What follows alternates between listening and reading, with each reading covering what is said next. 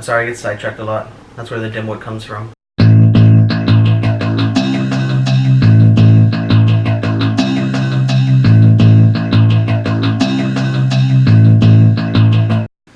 What's going on, guys? This is day 2 in the challenge. Thank you all for keeping up with it and making me keep up with it. Because in the past 2 days, I've gotten 10 subscribers, over 100 views, and that stuff is still climbing, so let's keep it up, especially with this video, because I'm going to talk about something that's really important to me. I mean, you could tell, Spider-Man fan right here. I have all the Peter Parker Spider-Man right here, and all the alternate ones. I got Miles Morales, Miguel O'Hara, Peter Parker, Ben Reilly, Gwen Stacy. I do want to get Silk, but I haven't been able to find her yet. But I'm not here to talk about Spider-Man. I'm not here to talk about alternate Spider-Man. I'm here to talk about villains. I do love villains, and I'm usually the one that's always rooting for the villains. I don't even know what that says about me, that I like villains more than the heroes at most times. I mean, look at Batman, awesome rogues gallery. Flash, awesome rogues gallery. Spider-Man has a pretty good one too.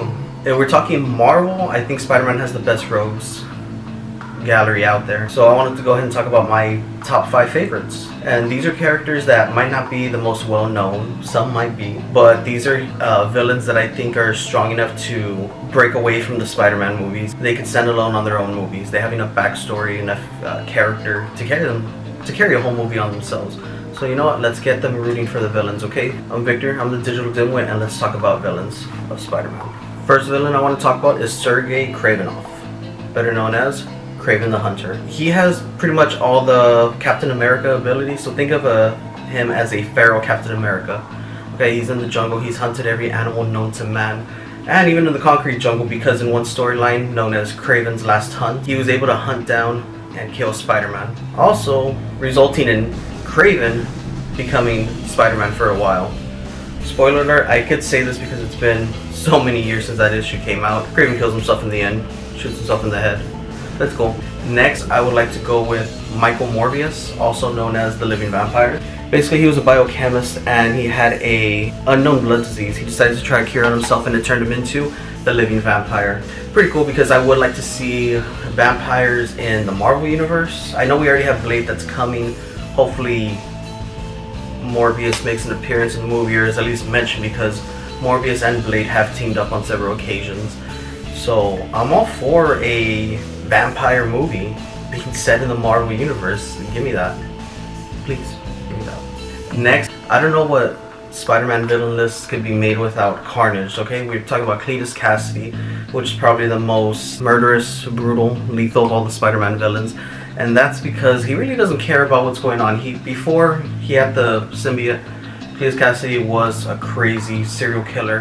He was already pretty much a threat there alone. He was on Spider-Man's radar. He was on the NYPD's radar because he was a bad guy. So give me that. For maybe half the movie could be him killing, torturing people. Then the symbiote comes in, takes over, and he becomes Carnage, which is an even more lethal killer. We're talking about turning arms into axes. I mean, you all have seen the first Venom movie, right? And speaking of Venom, he's the second choice. I mean, I think that was a given. Venom has already gotten his own movie, and I hope they continue with that, because you know what, I actually enjoyed it. I really enjoyed the hell out of it. Fun fact, Venom is also the father of Carnage.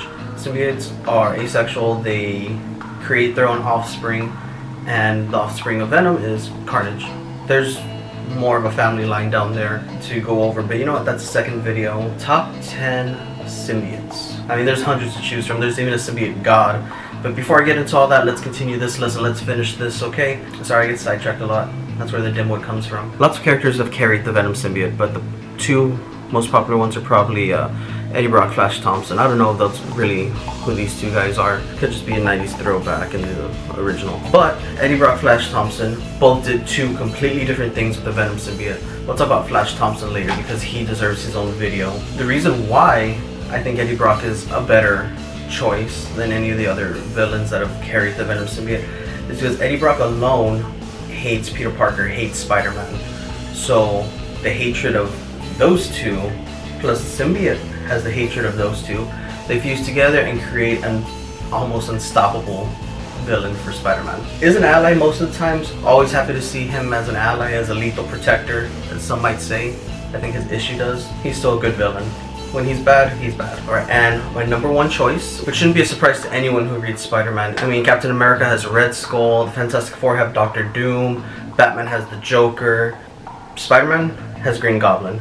Norman Osborn. Norman Osborn is incredible wealthy industrialist, so he alone has a lot of power. He's done a lot of crazy things that deserve to put him at the #1 spot of best Spider-Man villains. Let's go down the list of things he's done. Had an affair with Gwen Stacy. Got her pregnant. She had twins.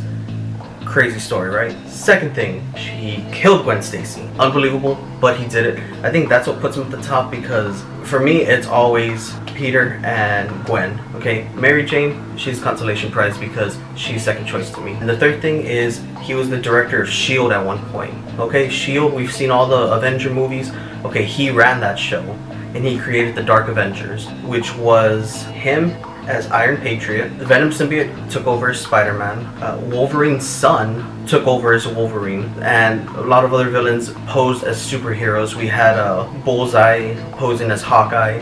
So it was basically the Avengers to the public, but really it was a bunch of villains. That was an incredible story. That was actually the first series that really got me into comic, because yeah, I would read them here or there, but going through the entire Dark Avengers saga, it really pulled me into the whole universe. I got to get into everything, and I loved it, and been reading since then. But you know what? That wraps up day 2. I'm feeling good about this. I don't know about you. You? Like I said, this is Victor, Digital Dimwit. Just here to remind you, you keep watching, I'll keep making them. Alright?